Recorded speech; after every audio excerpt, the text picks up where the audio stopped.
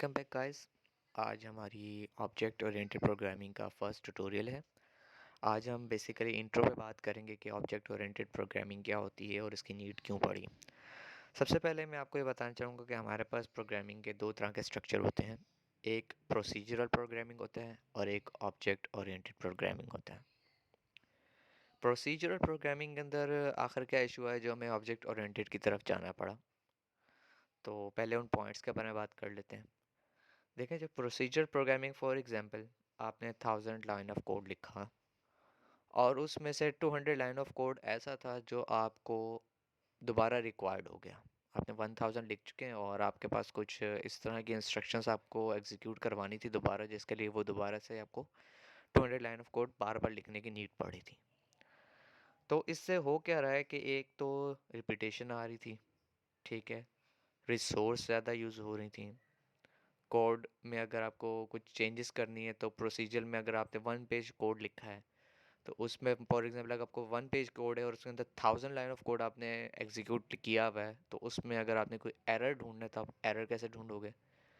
इस तरह के इश्यूज इसमें आने लग गए, जिसमें फिर ऑप्टिमाइजेशन का इशू भी बन जाता है कि जाहिर सी बात, एक चीज़ अगर रिपीट हो रही है तो वो आप रिसोर्सेज को बार बार वेरिएबल्स को इनिशियलाइज कर रहे होगे, डिक्लेयर कर रहे होगे।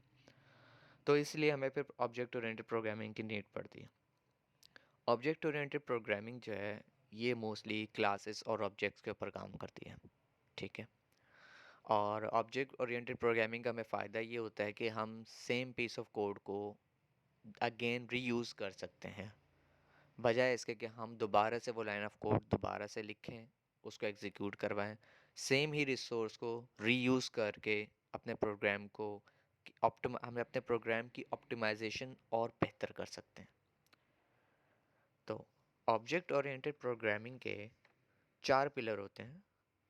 एक पिलर कहलाता है एब्स्ट्रैक्शन, एक कहलाता है इनहेरिटेंस, एक कहलाता है पॉलीमॉर्फिज्म और एक कहलाता है इनकैप्सुलेशन।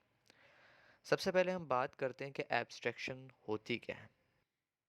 आप एक सॉफ्टवेयर हाउस में काम करने जाते हैं फॉर एग्जांपल, और वो एक सॉफ्टवेयर हाउस एक एप्लीकेशन बनाता है जिसमें मल्टीपल सर्विसेज वो ऑफर करता है। तो जो अपने प्रोग्रामर्स उसके बैठे हुए हैं वो ये तो नहीं चाहेगा कि वो बार बार programmer same piece of code को रीकोड करते रहें, या उसके जो उन्होंने मेन अपना कोर प्रोग्राम बनाया है उसे उसके नए आने वाले डेवलपर्स देखें। तो उस चीज़ को हाइड की जाती है, उसको एपीआई के फॉर्म में, ऐसा समझते हैं कि उसको एपीआई के फॉर्म में कन्वर्ट किया जाता है और कुछ नोड्स एक उसके सॉफ्टवेयर डेवलपर्स को दे दी जाती हैं कि आपने यहाँ से लॉगिन करना है, इन्हें लाइब्रेरीज को कॉल करना है और ये लाइब्रेरीज आपको ये रिजल्ट्स आपको प्रोवाइड कर देंगी। ये चीज़ कहलाती है एब्स्ट्रैक्शन। मतलब कि डेवलपर से भी जो उसके लिए गैर ज़रूरी कोड था, जो कोड उसे लिखना पड़ना था, वो उसे हाइड कर दिया गया। अब हम बात करते हैं इनहेरिटेंस की।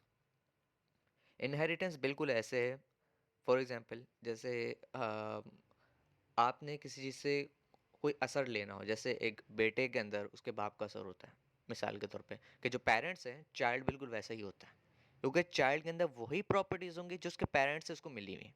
तो इनहेरिटेंस में भी ये होता है कि जब एक क्लास दूसरी क्लास को इनहेरिट करती है तो उस क्लास के अंदर जो भी वेरिएबल्स, मेथड्स, जो भी चीज़ उसके अंदर डिफाइन होती है वो उस क्लास का हिस्सा बन जाती है, उसके चाइल्ड क्लास का हिस्सा बन जाती है।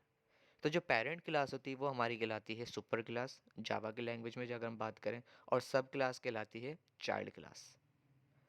अच्छा जी, इसके बाद हम बात करते हैं पॉलीमॉर्फिज्म की। पॉलीमॉर्फिज्म एक ऐसी चीज़ है, पॉलीमॉर्फिज्म जैसे कि स्टूडेंट्स को पता होगा कि एक चीज़ का बहुत सारी शक्लों में अवेलेबल होना। जैसे मिसाल के तौर पे एक आदमी है, वो फादर भी है, ब्रदर भी है, सन भी है, ठीक है। इसी तरह से हम एक ऐसा पीस ऑफ कोड जनरेट करें जो हमारी नीड के मुताबिक चेंज हो। इसके एग्जांपल के तौर पे हम आगे एक टॉपिक पढ़ेंगे, इंटरफेस। इंटरफेस एक सिर्फ स्ट्रक्चर होता है, और जब आप उस स्ट्रक्चर को इम्प्लीमेंट करते हैं तो उसके अंदर, उसके मेथड्स के अंदर कुछ भी डिफाइन नहीं होता। उसके अंदर आप क्या काम करवाना चाहते हैं ये आप डिफाइन करके उसको बताते हैं। तो लाइक स्ट्रक्चर तो सेम है, रूट उसका सेम है। रूट के आगे जो उसकी ब्रांचेस आपने जैसे इम्प्लीमेंटेशन दी है, जहाँ जहाँ आपने उसको कॉल किया और तो आपने उसकी इम्प्लीमेंटेशन खुद से बता दी। तो ये चीज़ कहलाती है पॉलीमॉर्फिज्म। मतलब एक रूट है, लेकिन रूट के आगे जहाँ जब वो इम्प्लीमेंट हुआ वहाँ वहाँ उसकी शक्ल डिफरेंट है। अब बात करते हैं इनकैप्सुलेशन की। इनकैप्सुलेशन ऐसे समझ लें जैसे आप एक स्टूडेंट का पोर्टल सिस्टम ओपन करें और एक स्टूडेंट को उसी की आईडी विजिबल है, बाकी स्टूडेंट्स की आईडी विजिबल नहीं है। तो इसमें आप डेटा हाइडिंग करते हैं एक क्लास का दूसरी क्लास से। ये थोड़ा सा मिलता जुलता एब्स्ट्रैक्शन से है, लेकिन एब्स्ट्रैक्शन जो है वो बहुत ही ज़्यादा, आप ये कह लें कि ऐसी चीज़ जो डेवलपर से भी हाइड होती है वो एब्स्ट्रैक्शन में चली जाती है, लेकिन जो डेवलपर अपने कोड के अंदर क्लासेस के दरमियान हाइड करवाता है या यूज़र से हाइड करवाता है, वो आपकी कहलाती है इनकैप्सुलेशन के अंदर। ये 4 पिलर मैंने आपको बता दिए। ऑब्जेक्ट ओरिएंटेड के 4 पिलर होते हैं, जिसमें हमारे पास एब्स्ट्रैक्शन, इनहेरिटेंस, पॉलीमॉर्फिज्म और इनकैप्सुलेशन आते हैं। आई होप कि आपको हमारी वीडियो समझ आई होगी। अगर आपको कोई टॉपिक में कोई इशू आ रहा है, कोई बात समझ नहीं आई, तो आप प्लीज़ कमेंट सेक्शन में बता सकते हैं। अगली वीडियो के लिए अल्लाह हाफ़िज़।